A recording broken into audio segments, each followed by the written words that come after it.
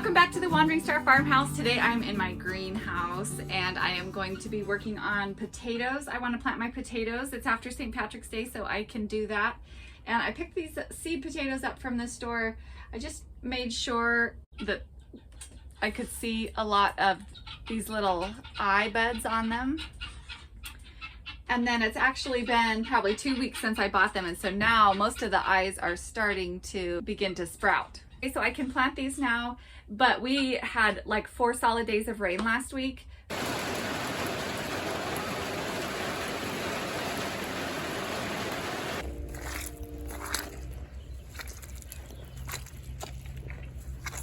I kind of find that spring is like that a little bit. It's kind of a lot of hurry up and wait on the homestead. You get some really good days here and there when you can do a lot of good work, and then you have a lot of days where you just have to sit and wait. And so it's like you're kind of rushing whenever you have the opportunity, but then the opportunity isn't consistent yet. Because I want to get more plants out of these, I'm actually going to be cutting them up today, and I'm just going to make sure that I have 2 or 3 eyes on each chunk that I cut.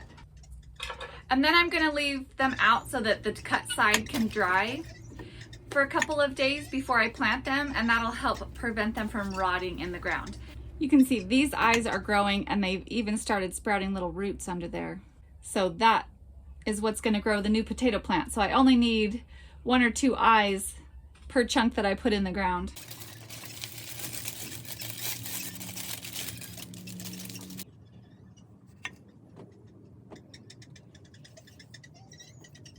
White, Kennebec, Yukon Gold, Pontiac Purple, and Gold Rush. In the fall, we planted 6 maple trees along the street in front of our house to create a little bit of a buffer from that street. And so in the fall, we went ahead and planted some daffodils around those trees as well. And those have come up this spring, and it is such a beautiful pop of yellow. And I just told my kids, each one of these daffodils is going to be 2 daffodils next year and 4 daffodils the year after that. So it's really exciting to see sort of the beginning of some of the visions that we have for this property.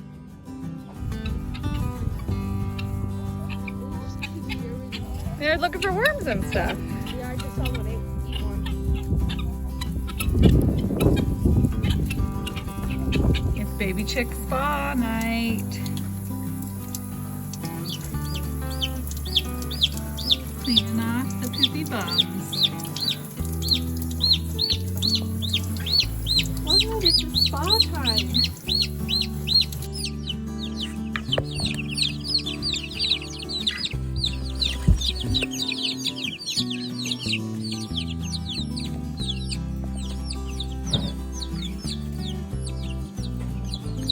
Okay, olive egger, olive egger, olive egger, olive egger. Yep. And the rest are Delawares.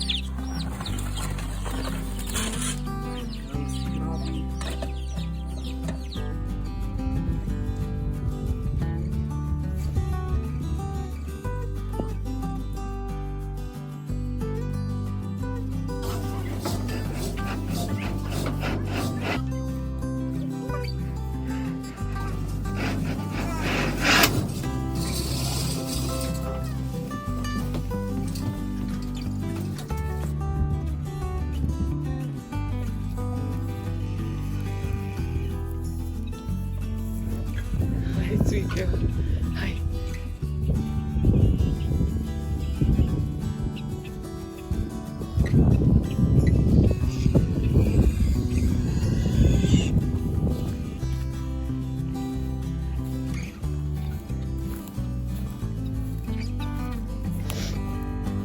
The hurry up and wait can be so frustrating in the spring. We've been trying to make the most of the days that are good for working, and one thing that we've been working on is driving more T-posts for our rotational grazing. Right, here's what is so exciting. I got my trees from Stark Brothers. I have ordered from them in the past. One thing that's good about Stark Brothers is that they are actually, their company definitely caters to small home growers. Some orcharding and tree suppliers cater more to large orders and large companies. So that's one thing that's really good about ordering from Stark. Actually got this a couple of days ago. We've been frozen in snow. So you can't plant the trees when it's frozen in snow. So I'm gonna open them up and make sure that the roots aren't drying out at all. Okay, so they pack them in this kind of damp paper, pack the roots, but see, these roots have kind of fallen out of that. So it's a good thing I opened them up. I need to get this stuff back around the roots and make sure it stays damp. Okay, those ones look like they were wrapped up a little better in the, ooh, and this is strawberries. That looks like a big pile of rotten, but it's not. It's crazy how much that doesn't look like something. Okay, All-Star Strawberry. Pristine Apple, Semi-Dwarf. This was a gorgeous tree at my old house. And Precocious Bearing. Red Haven Peach, Semi-Dwarf. Oops, that one got broken in transit. That's okay. Okay, what's that? It's the peach. It's got some nice buds on it that'll come out. Is that budding down here too? Yeah, this will be okay. This will be good.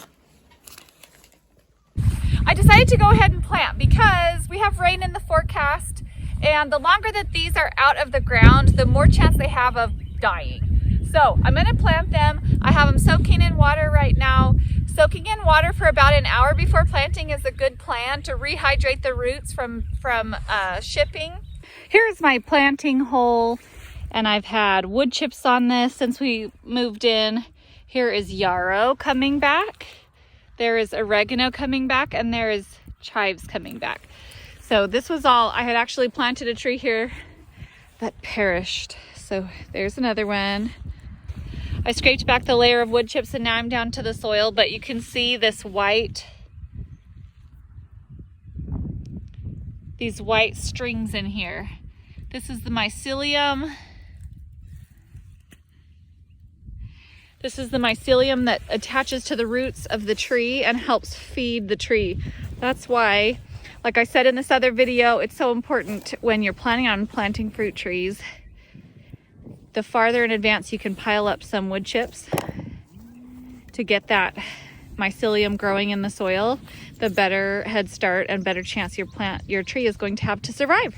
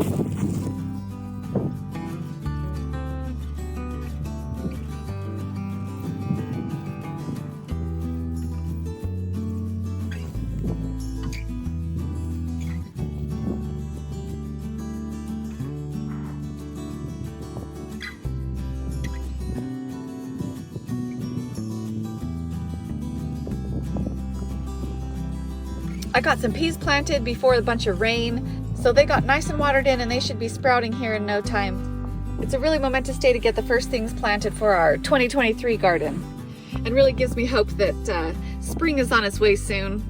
It'll warm up and stop raining eventually. We are still working through the quarter beef that we bought last fall, and one of the things that we have to eat up is liver. So I tried a meatball recipe where I used 1.5 pounds of ground beef, and then I took 1/2 pound of liver and chopped that up and added it to the meatballs. I think it went over really well. I made spaghetti and meatballs the other day and kind of simmered the meatballs in the sauce, and I did that again today to make meatball subs. I think the simmering it in some kind of a sauce, I think that also helps to really saturate the meatballs with the desirable flavor and kind of hide a little bit of that liver flavor. And I made some homemade mozzarella cheese to go on top. I forgot to take a video of the subs before we kind of tucked in, so here's a less Instagram worthy peek at what the meatball subs looked like. Because I want to get more plants out of these,